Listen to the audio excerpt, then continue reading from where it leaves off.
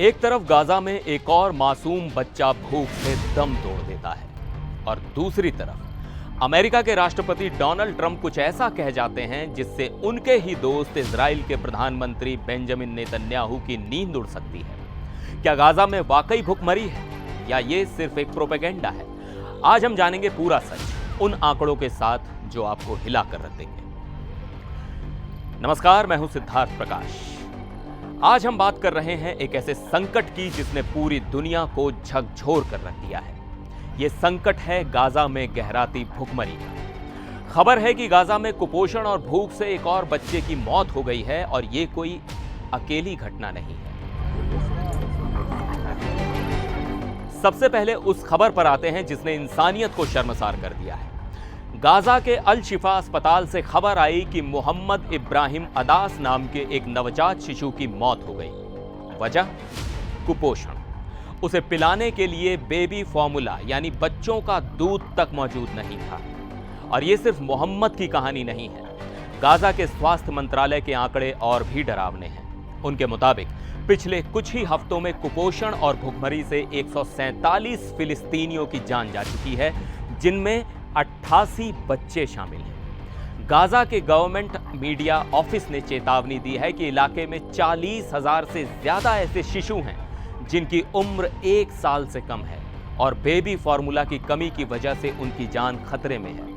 ये एक धीमी मौत की तरफ बढ़ रहे हैं। अब आते हैं इस कहानी के सबसे दिलचस्प मोड़ पर, जहां एक तरफ इजराइल के प्रधानमंत्री बेंजामिन नेतन्याहू लगातार कह रहे हैं कि गाजा में कोई भूखमरी नहीं है, हमारी कोई ऐसी पॉलिसी नहीं है। वहीं दूसरी तरफ उनके सबसे बड़े राजनीतिक दोस्तों में से एक डोनाल्ड ट्रंप ने ठीक इसका उल्टा कहा है। जब स्कॉटलैंड में ब्रिटिश प्रधानमंत्री कीर स्टारमर के साथ मीटिंग से पहले पत्रकारों ने ट्रंप से पूछा कि क्या वो नेतन्याहू के बयान से सहमत हैं, तो जानते हैं ट्रंप ने क्या कहा? ट्रंप बोले, मुझे नहीं पता, मतलब टेलीविजन को देखकर तो मैं ऐसा नहीं कहूंगा क्योंकि वो बच्चे बहुत भूखे दिख रहे हैं। यह बयान बहुत बड़ा है। क्यों?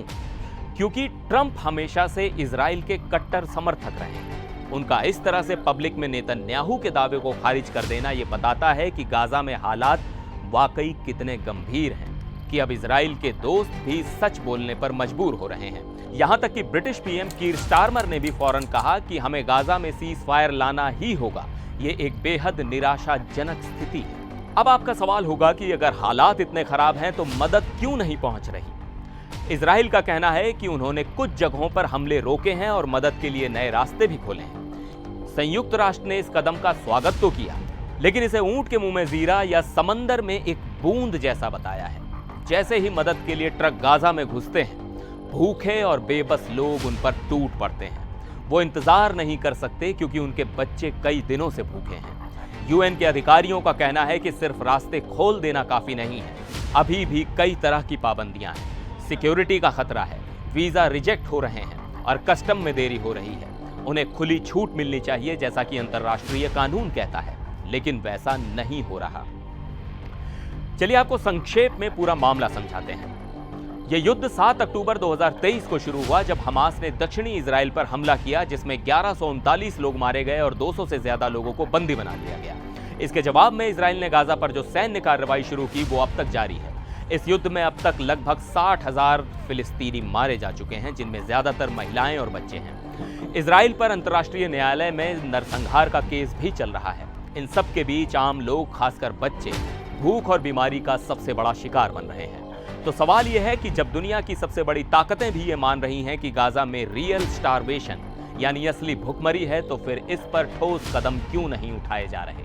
क्या डोनाल्ड ट्रंप का यह बयान नेतन्याहू पर कोई दबाव बना पाएगा या यह भी बस एक राजनीतिक बयानबाजी बनकर रह जाएगा? और सबसे बड़ा सवाल, इन मासूम बच्चों की मौत का जिम्मेदार कौन है? इस पूरी स्थिति पर आपकी क्या राय है, हमें नीचे कमेंट्स में जरूर बताइएगा। ये एक ऐसा मुद्दा है जिस पर बात होनी बहुत जरूरी है। मिलते हैं अगले वीडियो में, तब तक के लिए नमस्कार।